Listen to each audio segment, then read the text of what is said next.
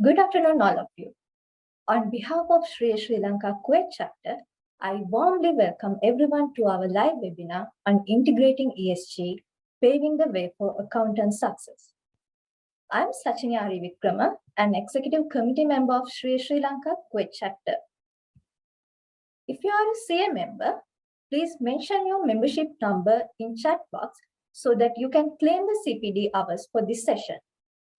And if you have any question, you can submit the text question in Q&A section at any time during the presentation, and we will address those in our Q&A session. Well, what is ESG reporting and what it makes it up? What are some instances of ESG reporting in the real world? Why should accountants be at the forefront of this change? Our speakers today will answer all those questions, Dr. Nandita and Mr. Gerard, who are experts in this field. So Dr. Nandita Mishra is an associate professor in Linköping University, Sweden. She is also an ambassador to the International Integrated Reporting Council, London, and a country director of HETL, USA. She is also part of the Sustainable Reporting Board of Institute of Chartered Accountants of India and works closely with the Big Four in the field of sustainability and reporting. Dr. Nandita is a cost and management accountant and holds her Ph.D. in the field of corporate governance in the banking sector and has more than 20 years of experience in corporate and academic. She has a wide variety of teaching experience, having taught at different universities at all levels, ranging from undergraduate to doctoral supervision. She has attended various international seminars and conferences and has publications in well-renowned journals. Dr. Nandita has also completed 3 funded research projects. She is engaged with consultancy work with many companies in which she helps them in communicating their sustainability initiative and non-financial reporting. Today, our session moderator is Mr. Gerard Dias. He's a fellow member of the Institute of Chartered Accountants of Sri Lanka and holds a BCom special degree from the University of Colombo. He is currently serving as the co-chair of Sustainability Standard Disclosure Committee and the chairman of Chapter Establishment and Engagement Committee of Chartered Accountants of Sri Lanka. He is also a member of few other committees, including National Conference Technical Committee and Financial Reporting Standard Implementation and Interpretation Committee of Sri Lanka. Currently, he is serving as the Chief Knowledge Officer of Crevity Academy. Before that, he has served as an Associate Director at BDO Fiji and as a partner at BDO Sri Lanka. Collectively, he has more than 18 years experience in EY Sri Lanka, BDO Fiji, and BDO Sri Lanka. Mr. Gerard has conducted IFRS audit training for various clients in UK, Singapore, South Africa, Fiji, Bhutan, Nepal, Maldives, and Sri Lanka. So without taking much time, I will hand it over to our speakers. Over to you, Dr. Nandita. Thank you, Sachini, for such a wonderful introduction. I am sure I should be able to justify such a beautiful introduction. And I would like to thank CA Sri Lanka for this wonderful opportunity, not just because this topic is very close to my heart, but also because I always love to talk to my fellow accountants. And I truly believe that accountants can make the difference which is required in current scenario. So welcome to today's session. I think we will have 40-45 minutes of monologue where I would be talking a little bit about ESG, but feel free to ask your questions in the Q&A and we can have it after the session. So welcome to the session. And as I said, this topic is very close to my heart because of 2 reasons. That one, ESG is my area of research and I work a lot around ESG and sustainability reporting. And also, as I said, because of my wonderful audience. So the agenda for today would be, I will quickly touch what is ESG reporting. Having said that, I understand that all of us know what is that. And I will like to link ESG reporting with ESG investing, because I think that is one of the driving force because of which we are trying very hard to implement ESG and have a very standardized ESG reporting. And then we'll talk a little bit about ESG assurance, because I truly believe that assurance is required for any kind of reporting to be successful. And we have a very important role to play when it comes to assurance. And of course, there are many challenges with ESG, and believe me, it's just accountants who can solve or who can convert these challenges to opportunities. So we'll discuss a little bit about these challenges and how accountants can help these challenges to be converted into opportunities. And of course, the future, but as I said, that future is with us. We can change the future. We can make it brighter, and we need a bright future, at least for our future generations. So therefore, this topic is really very, very important. And I really congratulate CA Sri Lanka that you have been doing wonderful in this field, and this kind of sessions are really good for awareness and at least discussion. So I will start with a very basic question and move a little bit quick about it, but still I really want to start with this question, which more or less all of us understand what is a sustainable company. But when I do my research and I have this questionnaire here in Sweden or in Europe, I find that most of us have a little bit of confusion around what is sustainable company. And most of us, we try to relate sustainability and sustainable company only with environment and our efforts towards maybe reducing the climate change. And sustainability is linked closely with only environment. I think that is a big myth. And what we generally think is that being sustainable means we should not think about profit and we should just think about sustainability. For me, sustainable company is something which takes care of all these four rings, which you can see now on your screen. So a sustainable company is a company which, of course, think about cost and profitability. So as you can see, the innermost circle is about cost and revenue function. So of course, we think about profitability. And whenever a company want to take any decision, let it be a very small decision or a very big decision, we always should think about, or we always obviously think about profitability. Is this decision going to be profitable for me or not? So that's perfectly fine. To make a company sustainable, it has to move beyond that and think about people also when they are taking even a smallest of the decision. So if I think about people who I will impact as a company, maybe my employees, maybe my customer, maybe employees in my value chain, then that's the first step towards being a very sustainable company.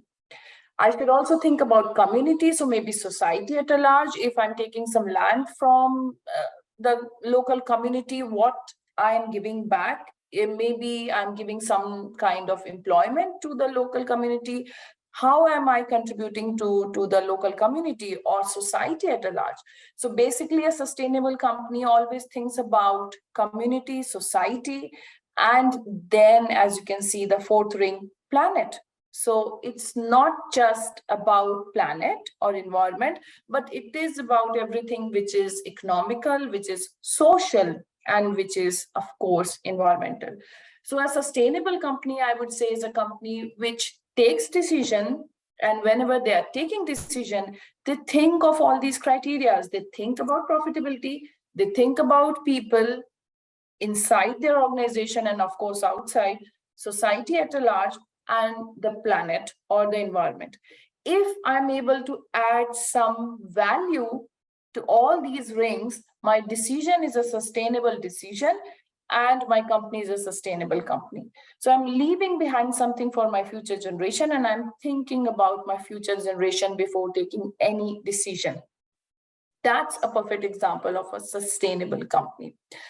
An example which strikes me a lot is this example, which says that, and it's not a very new example, it is like in 2003, in a research, it was found that if every office worker in UK used just one less staple a day, and just by replacing it by reusable paper pin, you can save 120 tons of steel every year. So that's such a small step, and you can see how much we can reduce the carbon footprint and what is the impact of one decision which we take, in which we think about future. So this is a sustainable decision, and you see how this impacts the overall situation. So we need companies, of course, to think about sustainability, to take decisions which are more sustainable. And the best way to do that is to encourage them to report. When it comes to sustainability reporting, because of course ESG reporting is a type of sustainability reporting, we say that it is a super wicked problem. Why I'm starting the session discussing about super wicked problem is not to demotivate you, but actually to motivate you, because when you look at this super wicked problem, this problem can be solved only by accountants. So this super wicked problem, why we call sustainability or practicing sustainability, is a super wicked problem because of these 4 reasons. The first reason is the most important, I would say, that the time is running out. We want companies to be sustainable. Of course, we want to attain the SDGs by 2030, but we are already in 2023.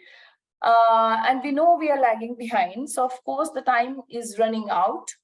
We have been talking about sustainability and making companies sustainable, to make them report, to follow or make them more responsible. But we have been talking like this since long, and we don't see as much steps has been taken as it was required. So this is a super wicked problem because of course time is running out. The second very, very important problem is that there is no central authority. And we'll discuss this later, even in depth today, in today's session, because when I say there is no central authority, that means that with different judicial or different countries or different region, we have different rules around sustainability and ESG reporting. Maybe it is a little bit different in Kuwait, it is a little bit different in EU, it is a little bit different in Australia, US and UK. This makes it a super wicked problem, because if a company is trading in maybe 5, 10, 15 countries, it is impossible for them to change their ESG reporting as per country. And we see, of course, I will show you some data which shows that every country has different level of ESG reporting. So of course, there is no central authority, there is no standardization.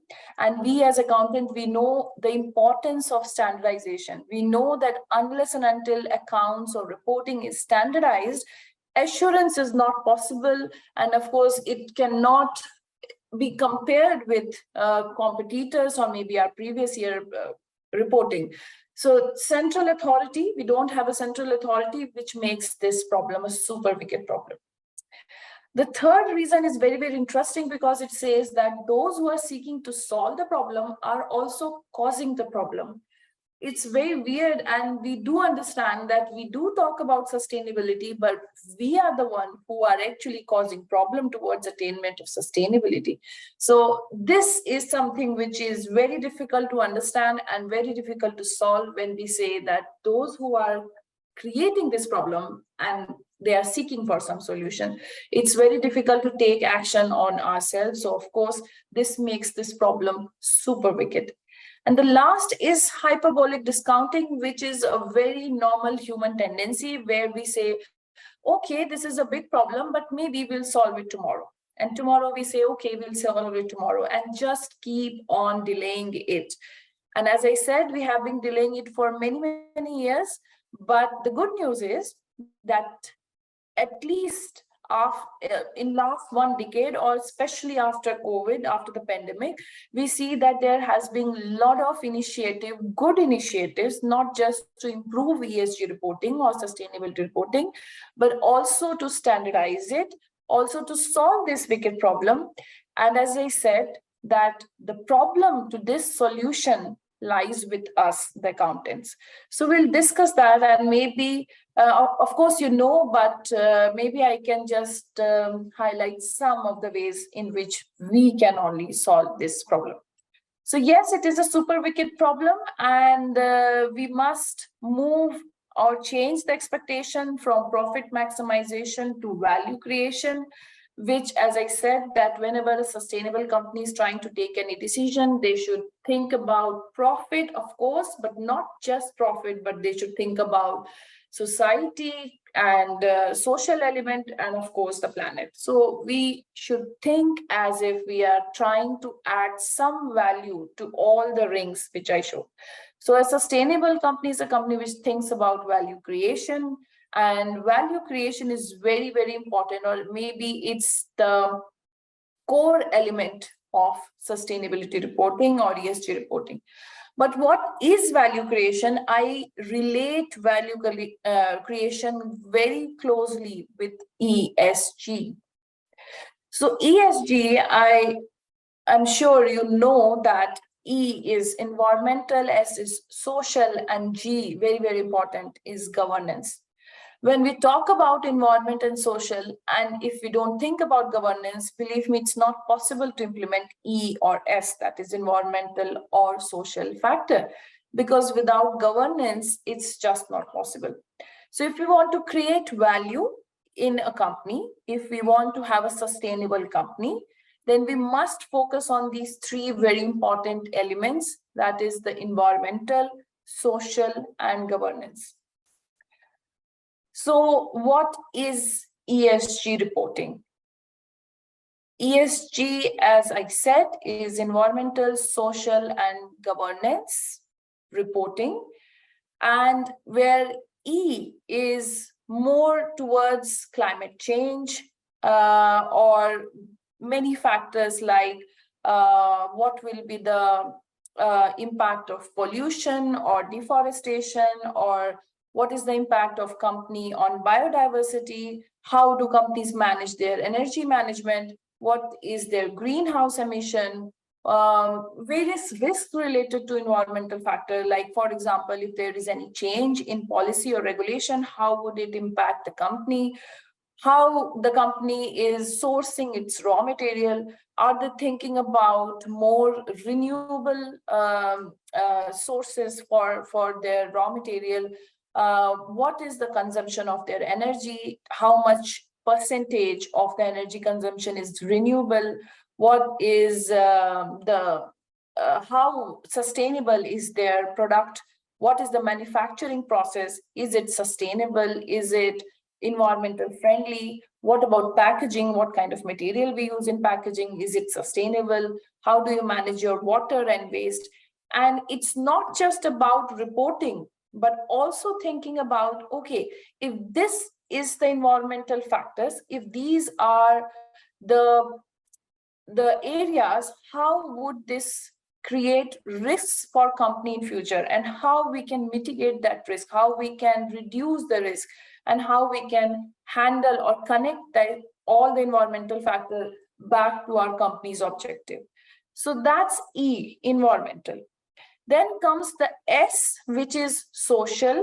And as you know, that nowadays companies are very, very focused towards their social factor, towards their human resource.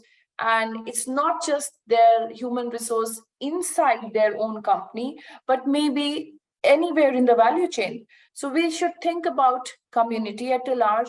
We should think about our employees, their health and safety norms, what is the level of diversity, how we take care of the payment system, how we tackle, how we ensure that there is safety in our production system and in our company, how do we develop the human capital, how do we manage the labor.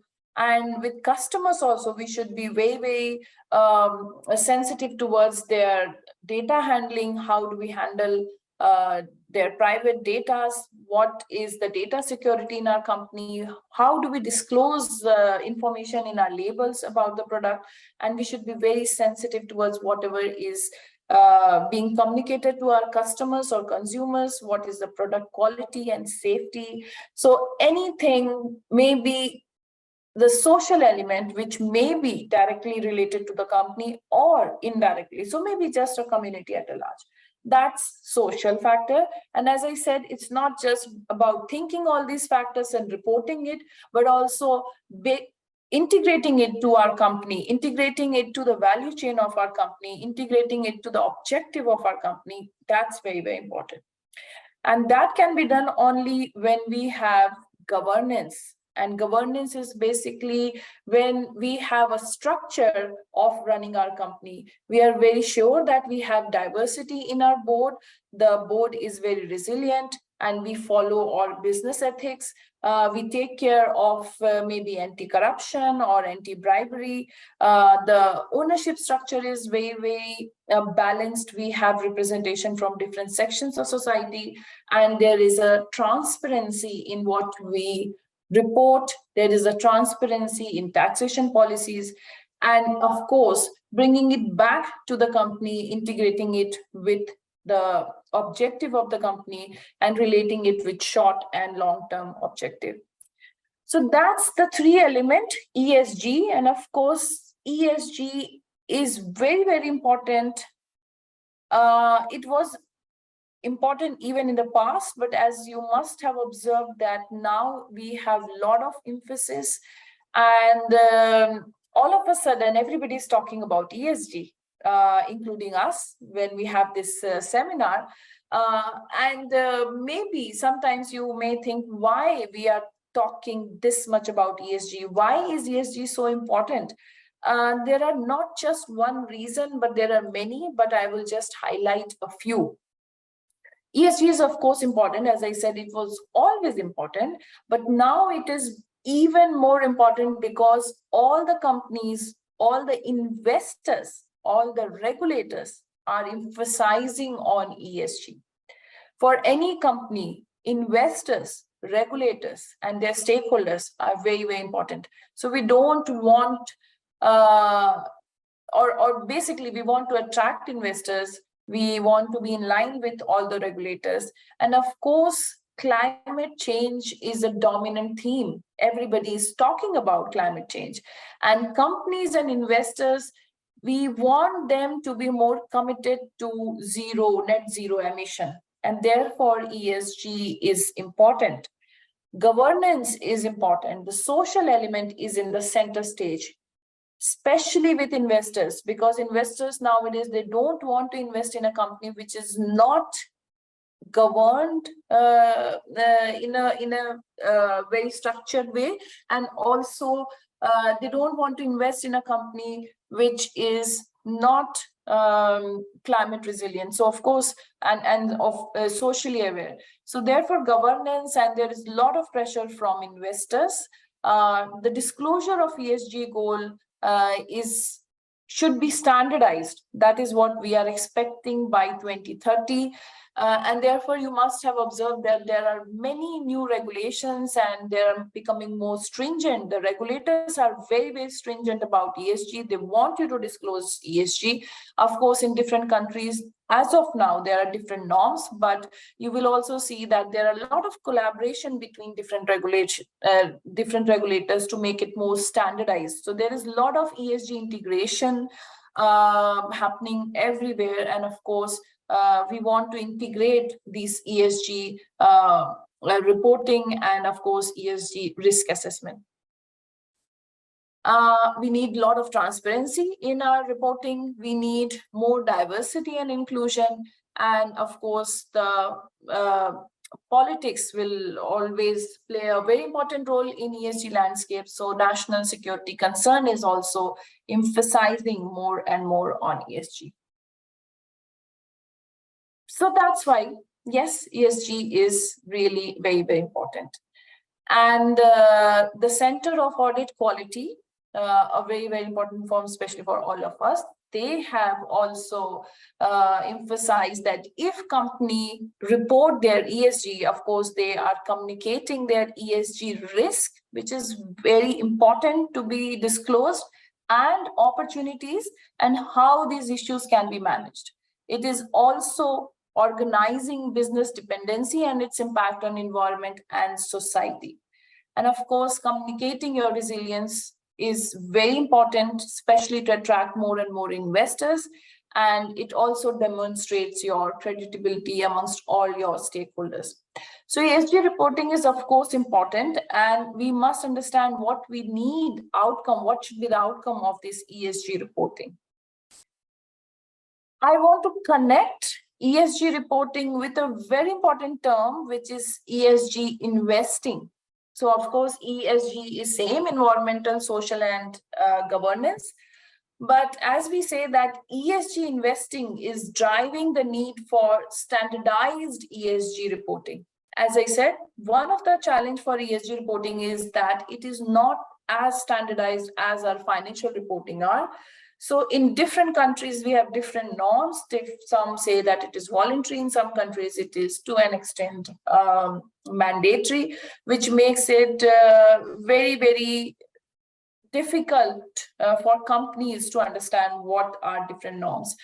A very good way to motivate companies to have ESG reporting is that what is called ESG investing.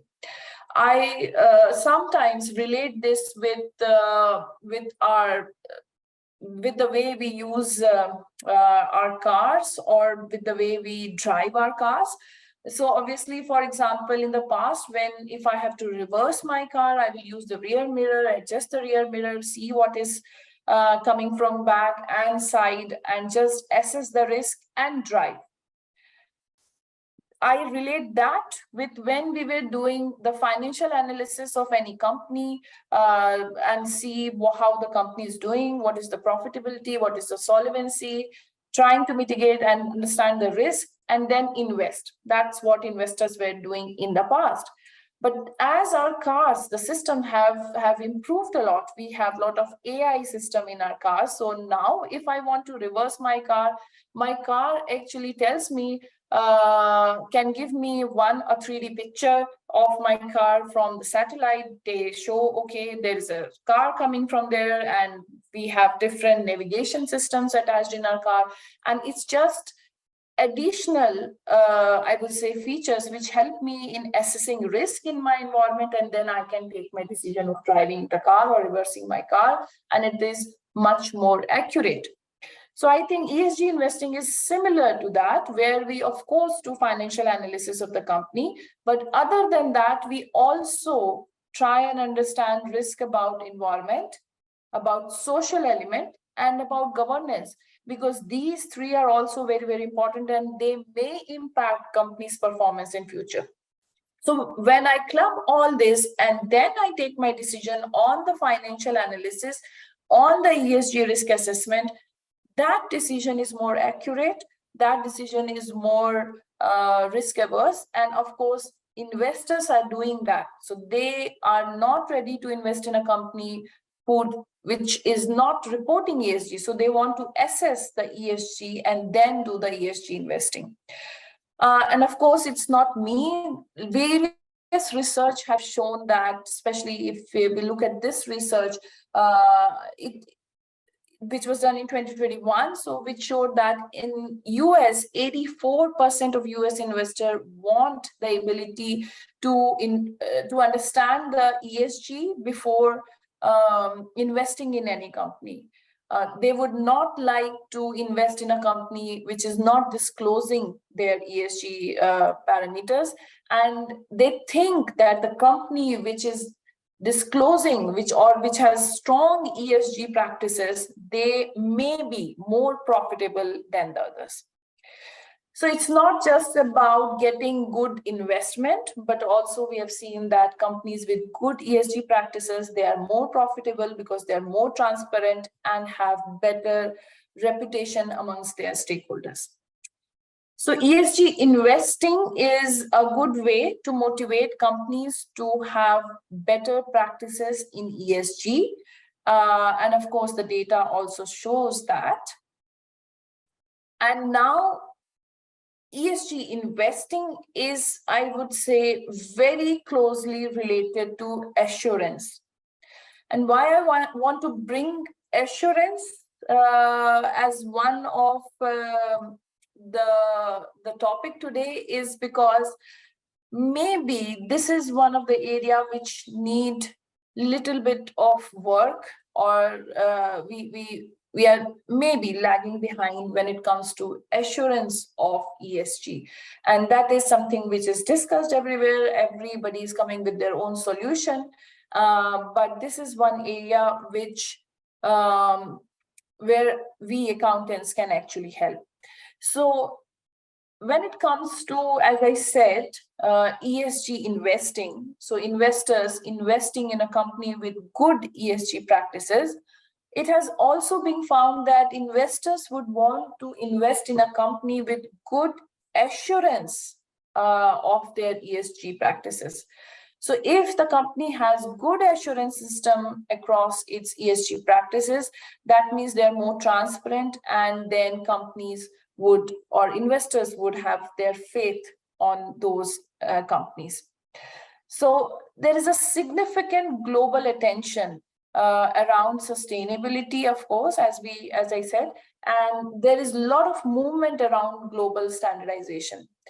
And when we discuss these ESG norms or ESG practices or ESG disclosure, there is a lot of emphasis being put on high quality information, and to ensure that whatever is being disclosed is actually high quality plus authentic. And this can be assured, or this can be, I would say, we say that this is authentic only when we have a good assurance practices related to ESG reporting. The problem as of now is that this is different in different judicial areas. So it is changing from one country to another. And of course, the norms are different, and the evidences which are required are different. But assurance, of course, is a very important, or I would say, a twin sister to reporting. We always associate or connect assurance with reporting. So of course, we must have assurance with ESG reporting also. If I define what is ESG assurance, then it's just a process where an independent practitioner performs procedures and obtains some evidences, and basically after getting some reasonable and good information, they can express their opinion and say, okay, this ESG reporting is good, or they can have a degree of confidence and say that, okay, the information is authentic, is of high quality, and of course, we can rely on such information. So, of course, we need a good ESG assurance. It's not that as of now we are not having the ESG assurance. We have the ESG assurance, but a lot of work is still required. As I said, that one of the challenge is that the assurance is there, but it's different in different countries. Some figures to just show you that where is the problem, because as I said, the solution to all the problem are accountants. So you can see that with these figures, we have some scope of work for us, and especially with assurance and figures, I'm sure accountants are bright enough to understand, yes, there lies the problem. So as you can see from some of the figures here, that there is a lot of ESG information.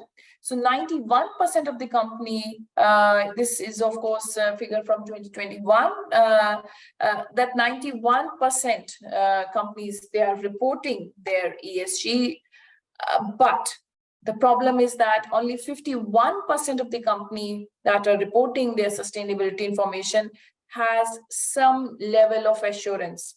Some level of assurance. We'll talk about that later, that what kind of assurance.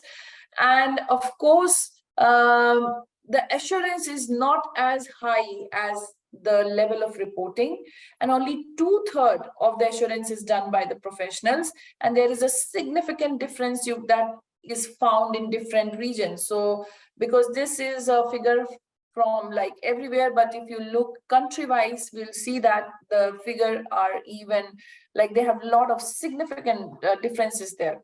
So there is a need for better assurance, that is for sure. And of course, there are many challenges with ESG. I know I'm going a little bit fast, but the thing is that I just want to show you or tell you that, of course, we understand what is ESG, but the thing which is important to understand is that with ESG, with a lot of practices, there is a lot of information which companies are sharing with respect to ESG, but we still have few challenges. And I relate those challenges with the role of accountants, because as I said in the very beginning of the session, that only accountants can bring some solution to these challenges. So we can actually solve or help in reducing these challenges. So some of the challenges, as I said in the very beginning, is that for me, the biggest thing is that you can't control what you can't measure. The good thing with financial reporting is that everything is in monetary terms. We can measure it, and therefore we can control it, we can audit it, and assurance is possible. The problem with ESG reporting is that we cannot measure it, or we cannot write everything in monetary terms. Of course, there are many non-monetary or non-financial information, a lot of narrative reporting, which we cannot control because it is not measured. And then there are two big concerns where you can relate with ESG, is that what the company is doing to assure their own practices has a positive impact on society and environment. You cannot judge that. And what are they doing to make business and financial risks relate to those matters? So these are big two, like, relevant ESG concerns. And this is where I see that accountants have a very major role to play. We can help in both these aspects, not just in helping companies to ensure that their practices are positive, but also to relate that with their objective and risk assessment. And as I said, it's not just me who is saying that accountants can help or can solve these problems, but as you can now see on your screen, that even the executive chairman of A4S, I will not read the statements, but you can of course read it when you get the slides, or you can read it now. And also the CEO of IFAC, both of them, and many more, they say that it's only professional accountants who can help in making this ESG more relevant information, more give more qualitative information with good quality, and also assure that the quality of sustainability information is improving. So of course, the future lies with you, with all the accountants. You can solve these problems and you can handle these challenges.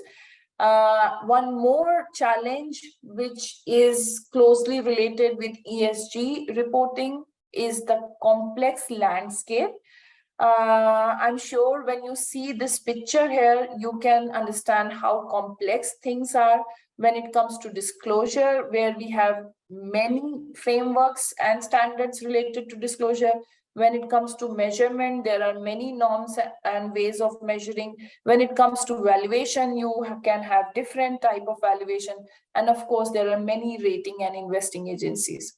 So it's a very complex landscape. And as I said, it is changing with different countries, which make it even more complex. Somewhere it is voluntary, somewhere it is mandatory, which is very, very complex to understand and of course to practice. So ESG framework, if you look at the figures, you will find that there is no one reporting framework which is 100% in all the countries.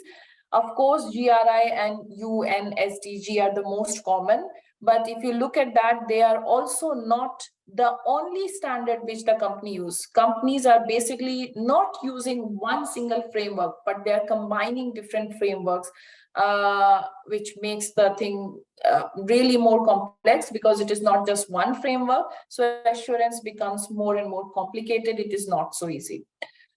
We need consistency. We need standardization. And I think IFRS ISSB is an initiative, is a very good first initiative, I would say, towards standardization. So as you all know, that IFRS Foundation has now established that the International Sustainability Standard Board, ISSB, which is working towards high quality sustainability disclosures for listed companies, of course. This will bring some standardization. And also, as you can see, that many organizations have now merged. IIRC, to which I am one of the ambassadors, has now merged with SASB, and they have formed Value Reporting Foundation, which is now part of IFRS initiative. So a lot of standardization and mergers are happening, which is making things more standardized. But it's not just framework, but it is also method of reporting, which is different. In some countries, you will find standalone report, but in many other, you will find it is clubbed with the annual report. So the ESG information is published in different ways. So as you can see from the figures, 57% is under sustainability report, but still we have under annual report, 16% they are following integrated report. So there is a lot like different type of reporting. I will just quickly show you some figures to just make you understand how big the challenge is. The method of ESG reporting is different in different countries, as I said. So as you can see, other than France, which is a little bit different, where the ESG report is disclosed in the annual report according to their rule. And also in South Africa, a lot of IR reporting is there, also in Spain, Japan, and Brazil. But other than these countries, you will find that you have different colors, which actually means different method of ESG reporting in different countries. So it's not same, it's not standardized. We need standardization for assurance, for comparison, and there is our role. So role of accountant in assurance is huge, because I connect or relate assurance with greenwashing. Once you have good assurance system, we can of course avoid greenwashing, because as we know, as we have heard, that many big companies and small companies, they are indulged into greenwashing. So they are showing a false picture, and only accountants can make sure that this greenwashing is not happening in their company. So I think greenwashing is something which only accountants can solve this problem. And it can be solved with assurance. But as I said, that assurance is different in different judicial or different countries. Somewhere, in fact, the ESG information are not even covered. The firms who are providing assurance are different. It's not just auditing firm, but in some countries, it is affiliated firm or mostly other service provider who are providing these assurance services. And also that there is different type of, as I said, firms providing these assurance services, as you can see in different countries. Level of assurance is also different. In some countries, in most of the countries, I would say, it is limited level of assurance. In some, it is moderate. And as you can see, rarely you can find reasonable. So the level of assurance is really very low when it comes to ESG. And all these challenges, believe me, this brings me to some, I would say, some hope, or these problems can be solved only, as I said, by accountants. So the future lies with us. So the future lies with you, actually, because I think we need ESG reporting, and there is a lot of opportunity for auditors and accountants, because you can actually ask your companies to prioritize ESG, to follow the laws and regulations pertaining to ESG. And of course, you can bring more ESG investment products. Accountants can help in improving the quality of ESG information. You can start with good information, and accountants can, of course, bring some trust and credibility. Accountants are trained and they understand the basic element of the business. And of course, you can advise and lead the development and implement sustainability strategies, which can boost business and operations. You can save your company from all these risks. And as the ESG reporting continues to grow, professionals who possess these skills will become increasingly more valued for company and also for society. So as I said, future of course lies with you. We have many challenges with ESG, not just with standardization, but different level of assurance. We're integrating it to our objective and assessing the risk. And is all these fields, accountants can, or they just have the skills to provide some solution, not just to company, as I said, but to the overall society.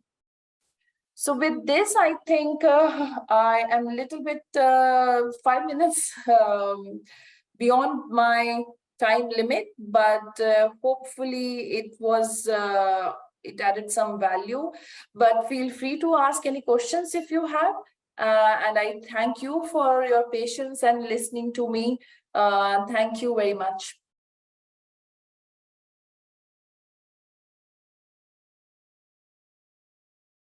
And if you have any questions, just feel free to ask. Right. Thank you very much, Dr. Nandita, for a wonderful presentation. I don't think it's easy like to put everything onto the context within 45 minutes of time, but I was really impressed. I mean, you start with the definitions of ESG and then went to the complicated area of ESG investing, and then the ESG assurance, the role of accountants, and when it's come to assurance, what is your role, and bringing some good statistics to convey the message, the importance of this subject. But more importantly, when it's come to myself, this whole topic of ESG is discussing for last 2-3 years. I think after the pandemic, this came like no other topic. Like that's why they start saying ESG is on mainstream. But one thing I learned from you, forget about all these jargons, forget about all these complication. Ask the question whether you create value to your business. Whether you have created a value, that is all about ESG. That's I learned from you. That's a strong message. And something else I learned from you before I forget today. If you can't measure the whatever factor, that means you're not controlling. So everything should be able to measure. That's why we have ESG metrics. So wonderful presentation. For me, my role is to go through with you to take up certain, discussion points. Before that, for those who are listening, last week, IFAC has released an important insight, giving some insight. The area was how an accountant can be a valid person, future-ready accountants. They have given 5 essential areas you to focus. No wonder first 2 areas is all about sustainability. First one is that you should be in charge. You should play a prominent role when it's come to sustainability. Secondly, yes, any organization, we have CFOs, finance managers, but what it recommend, I fact, whether you got the designation or not, your attitude should be like you are a chief value officer. So those 2 are very much important, and I think really matters to this context today, the session. So my first question, Dr. Nandita, while we have some question from our audience, in this whole journey, if you go different parts of the world, like the different part of the world, we hear a lot of things about ESG, and it's kind of confusing or maybe complicated.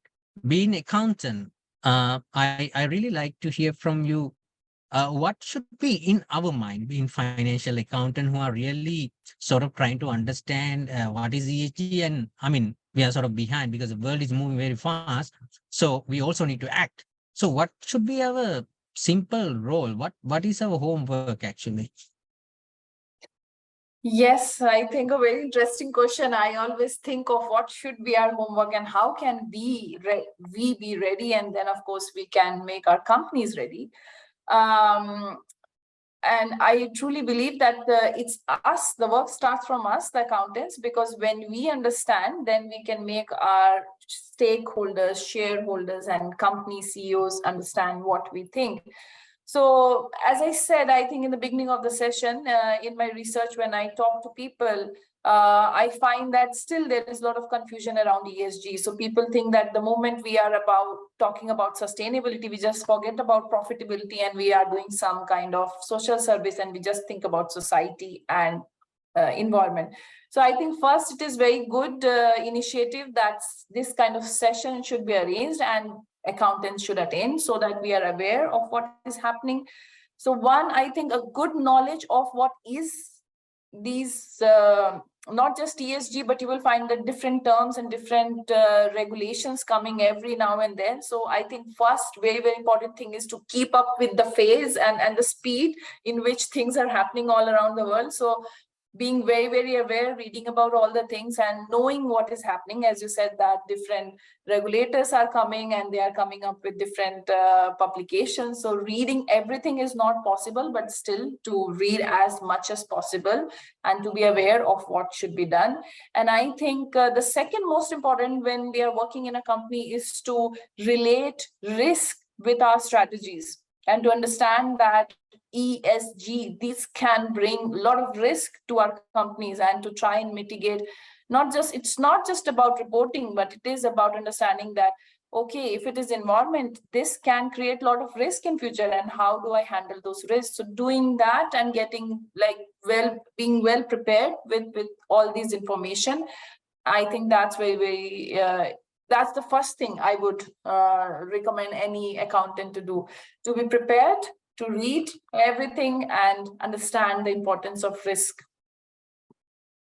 I certainly agree, Dr. Nandita. I think before we get into anything else, we must have that right awareness where we can get awareness by attending to this type of sessions and also to get update with the latest developments coming. Say, for example, I think we all know that by now, the last week of June, 26th June week, ISSB will put out their 2 official first standards, which are official. That means, like, my understanding from next year, it is effective. So there are a whole lot of works to be done. So as you said, like, if you haven't even don't know about those exposure drafts, that means we are late, honestly. So it's very much important to understand. And one important thing you brought in, like, it is not like, when we are like accountant, our thinking is that, okay, it's about, my role is about reporting and assurance.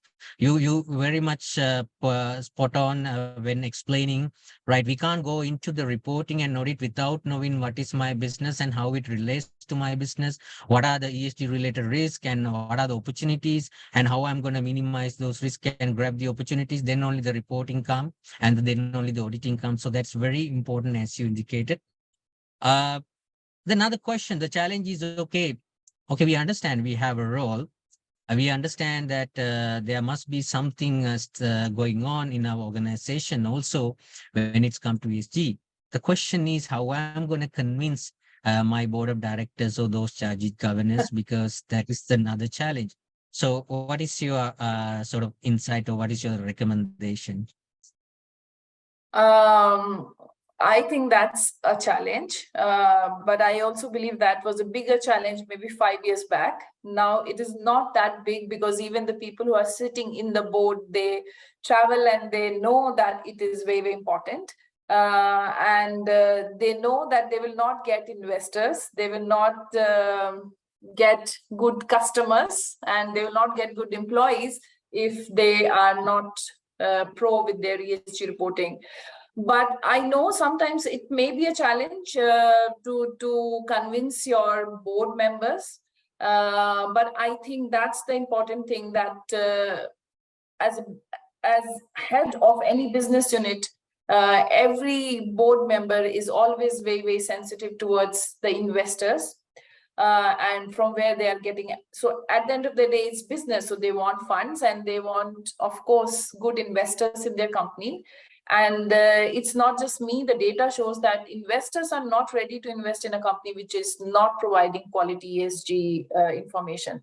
So if you want to get good information, if you want to get good investors, you can tell to your board that you must report and you should be very sensitive. You should relate it to your objectives and try to create value.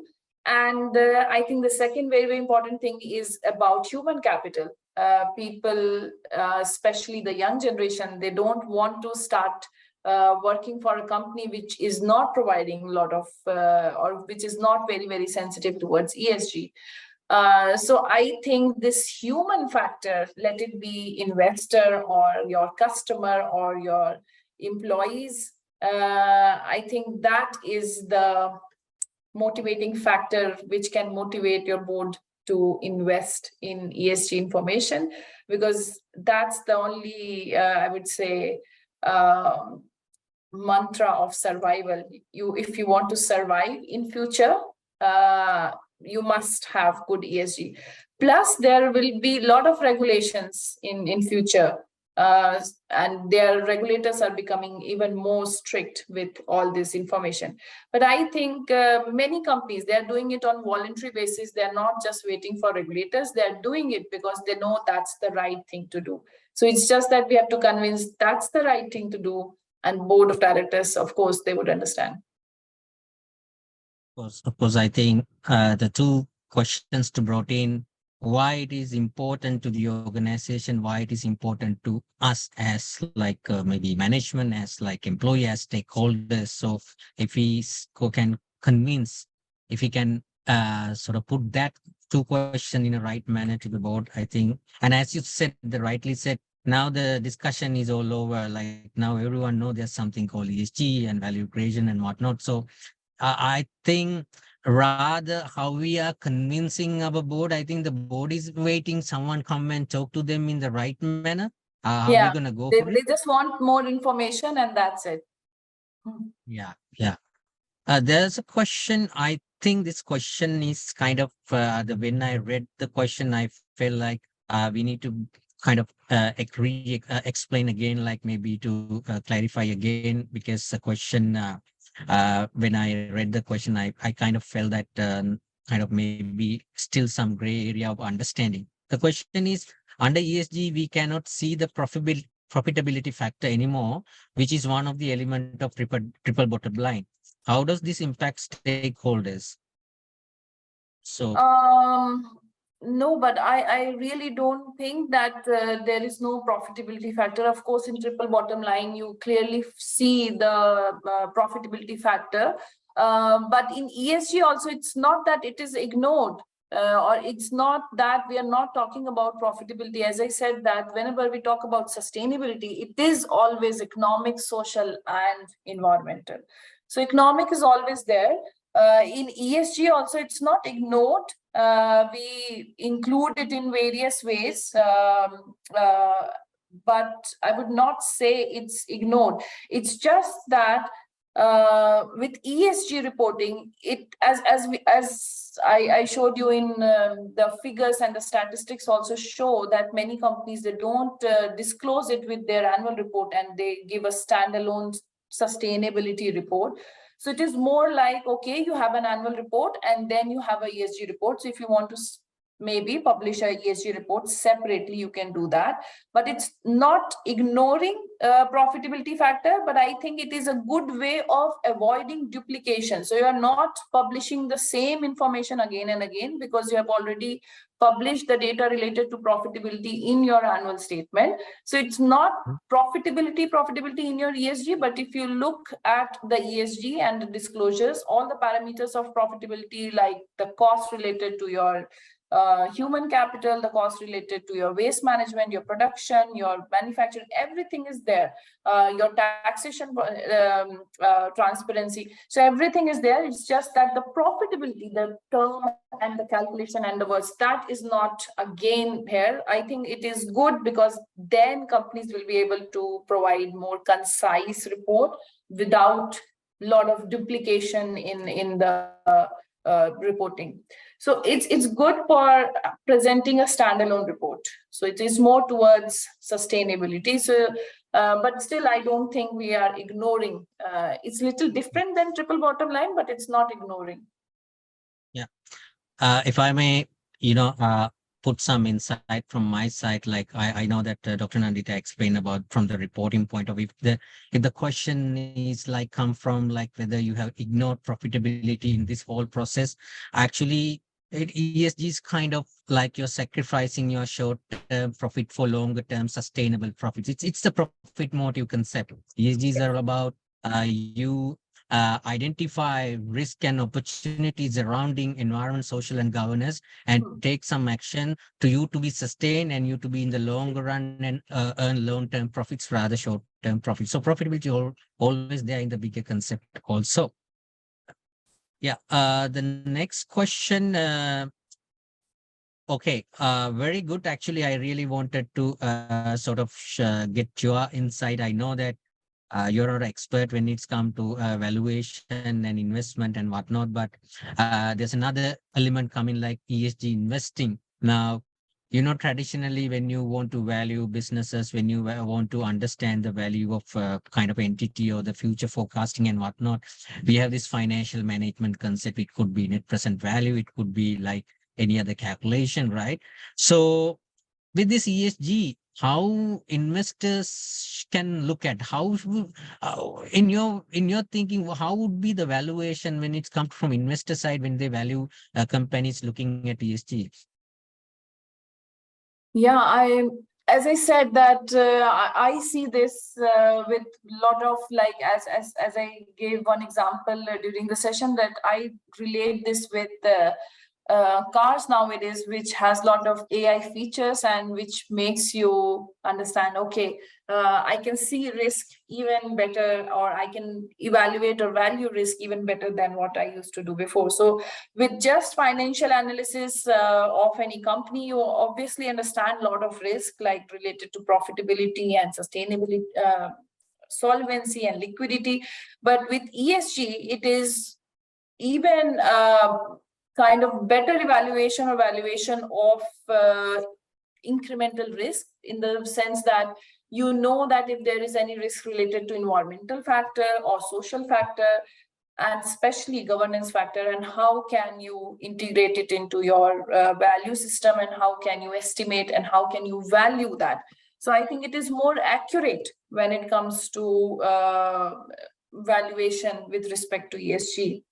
And it improves like, because especially now risk is not just coming from increase or decrease of your profitability. It may come from any climate related problem, or maybe biodiversity, or maybe because of some customer related problem. So if you bring all these factors into your valuation, into your risk mitigation, I think that's more accurate, and that's what ESG information would help investors to do. Of course, to add to your comments, my understanding, even at the moment, there's no uniform basis of how you value investment in future when it's come to ESG, because you can't do that. I mean, depending on the company, depending on the industry, depending on the geographical area, the factors get changed. So investment valuation and ESG will be a kind of a very judgmental subjective matter. I think what really matters for us, I think Dr. Nandita will agree, rather we worrying about how investors value us, we must be busy creating value to our entity. Right? Yes. Yeah. Okay. One other question, again, like this is targeting SME sector. Now, the people have seen this ESGs for big corporates, not for small and medium-sized entities, because regulators' point of view also, it is not there yet, right? Of course, last month they have issued another publication, IFAC level, IFRS Foundation level, that small and medium-sized entities should do specific disclosures when it's come to climate change. That means it is coming, but not the same pace. So the question from audience is like, how is your experience when it's come to small and medium-sized entities readiness for sustainability, or any any sort of developments in another part of the world? Have you seen this particular sector also getting into? Oh, I think SME and to making them practice ESG, or to make them report their ESG factors, it's a challenge in every part of country. We not just in Europe, but everywhere, and especially because I am part of some organizations especially related to SME, and when we talk to them, it's not that they don't understand the relevance and importance of ESG, it's just that they don't have resources to go into all these maybe disclosures, and they don't have time and resources. Of course, that's a challenge. That's a big challenge. And as you said, that regulators are well aware of that, and they're trying to come up with some solutions. So for example, in EU, with the latest directive, they have motivated all the SMEs to publish few information which is important, and then move ahead with more bigger or larger ESG kind of reporting. So it's best that we motivate them and say them, okay, you do this lighter version maybe of ESG reporting, and then go ahead with maybe a full-fledged ESG reporting information. But as of now, SME is a problem, and because of course they don't want to have their resources involved in the reporting system, and also their investing scenario is very, very different. They get investment from different sources, so it's a little bit difficult to get them into the loop. But I think with many new regulations, not just in Europe, but in different part of the world, we can at least motivate them to have a lighter version of their disclosure, or lighter version of ESG information. Of course, it will take a lot of time for them to have a full-fledged ESG disclosures, but I think in many countries they have come up with the lighter version. So I think that's a good motivating way or factor to motivate them at least to start reporting. Sure. Dr. Nandita, one last question. This is about learning. I really like that question came in. They want to know, like, your suggestions, like what are your recommendations? What are the good resources or institutions that they can, get into some studies about ESG and ESG assurance? What are your recommendations? I think the Chartered Accountant Institute of Sri Lanka is a very good option, and you're already doing it. But I think all the accounting bodies, not just Sri Lanka, I think any accounting body of any country, they are coming up with good sessions and short-term training programs, and which are also very authentic and you can rely. I cannot think of any other formal education forum as such, because there are many private bodies who are into it, but frankly speaking, I would not rely a lot on private,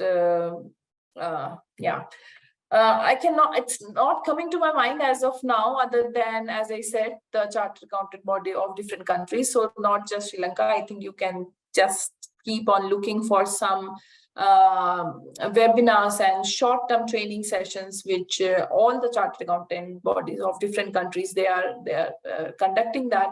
And I think that's the best, because they have the best resources, and of course, that can train you. But I also believe chartered accountants and all the accountants from any part of the world, they have the skills. It's just that little bit of reading and you are actually at par to perform what you want to do. Yeah, I think you're right, because being a member of IFAC or IFRS Foundation, those regulatory bodies, local bodies have a responsibility to educate their professionals. So And that they are is doing happening. it. Yeah, they're They have doing it. very That's good. happening. You just have to keep an eye on their website, Yes. on their programs, and that's. Yes, yes. It just personal level, I normally follow a few areas. One is the principles of responsible investing. Basically, any companies like who are into sustainable development initiative, they normally go and register in PRI, because when you get registered in PRI, there is a kind of recognition that you are into that journey. And I found CPA Canada, CPA Australia. They bring some lot of good insights, which really matters. And I think even ICAEW, but all saying like this is a journey, collective journey that every part of the world, every country. So as you said, it will definitely come. And of course, IFRS found ISSB has given commitment that they will share insights.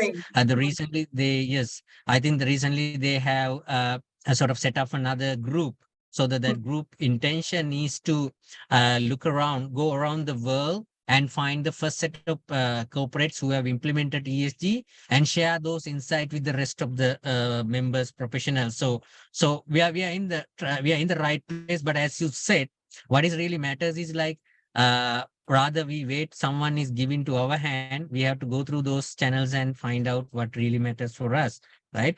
So that kind of conclude today's session. But I must thank you again personally, like my experience when it's come to with Dr. Nandita. She joined with us 2020 CAPA conference, ladies and gentlemen. And then she had done another session under our Integrated Reporting Council webinar series. And she personally took my invitation to have a session for University of Colombo. And she's not new person to Sri Lanka, because I think she has attached to some project with CMA and CS Sri Lanka also when it's come to integrated reporting. So she's a resource person to look at. Only thing is like, she has not given up her learning at this time, while she's teaching for her students, while she's managing certain projects. She also doing her studies, so very much a busy person to sort of capture. Otherwise, she's very much interested to come and talk in this session. So personally, thank you, Dr. Nandita, on behalf of Kuwait chapter and the president. So Always my pleasure. yeah, over to you, Sachini.